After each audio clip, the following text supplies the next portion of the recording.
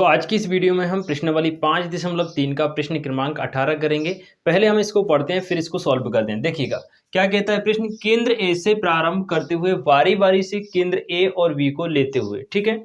आगे बोल रहा है त्रिज्या 0.5 सेंटीमीटर, 1.0 सेंटीमीटर, 1.5 सेंटीमीटर, 2.0 सेंटीमीटर वाले उत्तरोत्तर अर्धवृत्तों को खींचकर एक सर्पिल बनाया गया है। जैसा कि आपको आकृति में दिखाया गया है, अर्धवृत्तों से बने, यहाँ पे है बेटा 13 अर्धवृत्तों से बने इस सर्पिल की कुल लंबाई क्या है। सीधी सीधी बात यह है कि ये एक सर्पिल बनाया हुआ है, इसमें अर्धवृत्त बहुत सारे हैं। कौन कौन से अर्धवृत्त होंगे यहाँ से देखेंगे अगर आप, तो पहला अर्धवृत्त यहाँ से यहाँ तक हो जाएगा, ये अपने आप में अर्धवृत्त हो गया। इसकी त्रिज्या कितनी बोल रहा है वो R1 त्रिज्या है। इसकी कितनी त्रिज्या है R1 यानी कि इसकी जो त्रिज्या है वो 0.5 सेंटीमीटर। फिर दूसरा यहाँ से लेके बेटा यहाँ तक हो जाएगा, इसकी त्रिज्या कितनी होगी 1.0 सेंटीमीटर।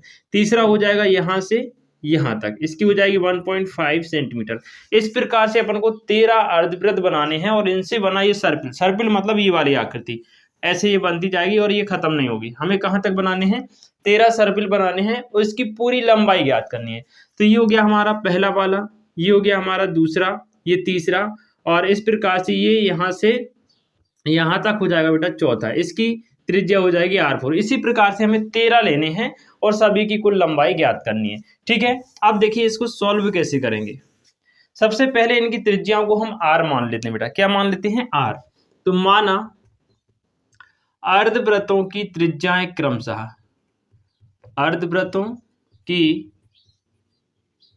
त्रिज्याएं क्रमशः R1, R2, R3 dot dot dot है। इस प्रकार से हमने मान लिया, ठीक है।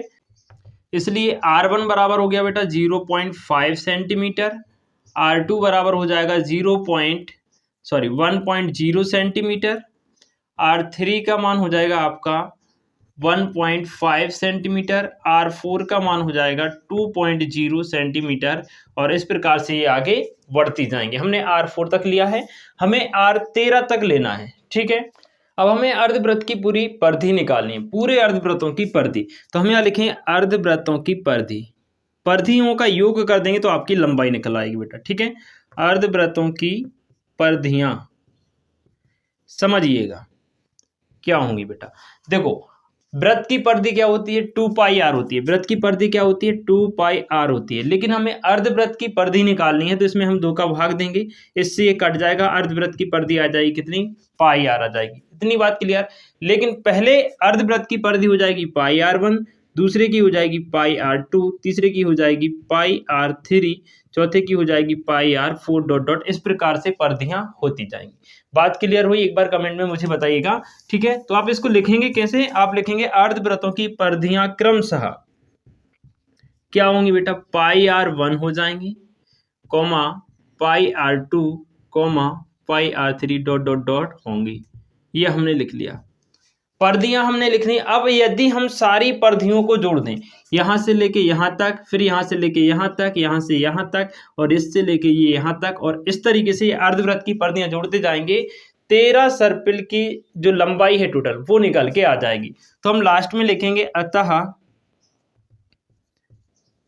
13 अर्धवृत्तों से बने सर्पिल की कुल लंबाई, अर्धवृत्तों से बने सर्पिल की कुल लंबाई, सर्पिल की कुल लंबाई।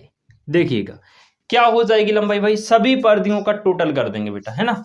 क्या हो जाएगी, L बराबर πr1 plus πr2 plus πr3 plus dot dot dot, और यहाँ तक हमें कहाँ तक लेना बेटा, यहाँ तक लेना है हमें πr13 तक, ठीक है। πr13 तक लेना है क्योंकि हमें यहाँ पर 13 अर्धवृत्तों की परिधियां लेनी है, इसलिए हमने πr13 लिया। अब यहाँ पे आप देखना सब में से बेटा पाई कॉमन आ जाएगा, तो L बराबर क्या हो जाएगा, पाई हमने कॉमन लिया, यहाँ बचा R1 plus R2 plus R3 plus dot dot dot. ये अगर आप ना भी लिखें तो भी चलेगा क्योंकि हमने यहाँ पर स्पष्ट कर दिया है, ठीक है। 13 हमने स्टार्टिंग में ले लिया है तो हम 13 तक ही लेंगे, n का मान हम 13 रख लेंगे, वहां से क्लियर हो जाएगा। चाहे तो आप लिख भी सकते हैं, ना भी लिखें तो भी कोई दिक्कत नहीं। यहाँ तक लिखा। अब हम इसको क्लियर करते हैं। आप चाहे तो इसका स्क्रीनशॉट ले लें, फिर हम आगे सवाल को सॉल्व करेंगे। ठीक है, देखिए भाई हमारे पास क्या बचा, हमारे पास बचा है L बराबर पाई कोष्टक में R1 का मान कितना था बेटा 0.5 और प्लस 1.0 था। R2 का मान 1.0 plus 1.5 plus dot dot dot, इस प्रकार से हमारे ये 13 पदों तक हमें ज्ञात करना है। या फिर लास्ट वाला पद भी आप लिख दो, कितना आ जाएगा लास्ट वाला अगर आप निकालेंगे ना तो 6.5 आ जाएगा बेटा। 13वां पद कितना आएगा आपका 6.5, यानी कि 13वें अर्धवृत्त की जो त्रिज्या होगी R13 होगी वो कितनी होगी 6.5 होगी। क्लियर। अब यहां से मिटा दीजिए। अब यहां से एक चीज हमें क्लियर हो रही है, पाई का मान तो 22/7 रख दिया, लेकिन बेटा ये एक समांतर श्रेणी बन रही है और समांतर श्रेणी के पदों का योग हमें ज्ञात करना है। कैसे बन रही है, क्योंकि देखो 0.5 1.0 और 1.5 इस प्रकार से दिया हुआ है, तो सभी में कितने का अंतर है 0.5 का अंतर जा रहा है सभी में। तो यहां से बेटा आप लगाना SN के n पदों का योग क्या रखते हैं हम n/2 कोष्टक में 2a प्लस n-1d। समझिएगा जरा ध्यान से। देखो ये क्या बन रही है, एक समांतर श्रेणी और सभी के पदों के बीच में प्लस का चिन्ह लगा है, मतलब समांतर श्रेणी के पदों का योग हमें निकालना है।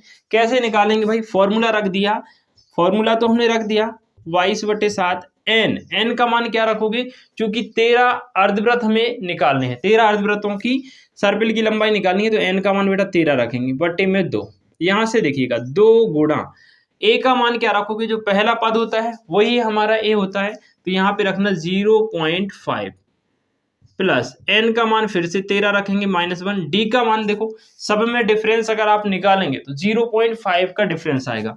किसका डिफरेंस आएगा 0.5 का, तो d हो गया हमारा 0.5। बस इतना सा था। अब इसको सॉल्व कर देंगे, आंसर आ जाएगा। L बराबर हो जाएगा 22/7, ये हो जाएगा 13/2। यहाँ पे देखिएगा, देखो 0.5 का 2 में गुणा करेंगे तो कितना आएगा बेटा, ये आ जाएगा 1। कितना आएगा 1 प्लस यहां आ जाएगा 6 और 0.5, ये ब्रैकेट क्लोज। 13 में से एक जाएगा बेटा, 12 बचेंगे, सॉरी 12, और ये 0.5। यहां से देखिए क्या आ गया अपने पास 22/7, ये हो जाएगा 13/2 गुणा, यहाँ देखो 12 का 0.5 में गुणा होगा, 12 का 0.5 में गुणा होगा तो आधा हो जाएगा। 0.5 का मतलब होता है आधा, तो 12 का आधा हो जाएगा 6 और 6 और 1 कितना हो जाएगा 7। तो ये अपने पास आ गया। यहाँ से देखना बेटा, ये 7 से 7 कट जाएगा, 2 से कट जाएगा 22, 11 बार L बराबर अपने पास बचेगा 11 गुणा 13। कितना बचा 11 गुणा 13 बचा। इन दोनों का आप मल्टीप्लाई करेंगे तो कितना आ जाएगा 13 1 का 13, 13 का 13 और 1 14, 144 सेंटीमीटर लंबाई, सॉरी 143 सेंटीमीटर कुल सर्पिल की लंबाई आ जाएगी। तो यही आपका आंसर हो जाएगा बेटा, यही क्या हो जाएगा आपके प्रश्न का आंसर। उम्मीद करता हूं आपको ये प्रश्न अच्छे से समझ में आ गया होगा। प्रश्न अगर आपको अच्छे से समझ में आ गया है तो कमेंट करके जरूर बताएं, साथ ही साथ इस वीडियो को दोस्तों के साथ शेयर करें। ओके, चलिए मिलते हैं नेक्स्ट वीडियो में। आप सभी से खुश रहिए, मस्त रहिए, पढ़ते रहिए।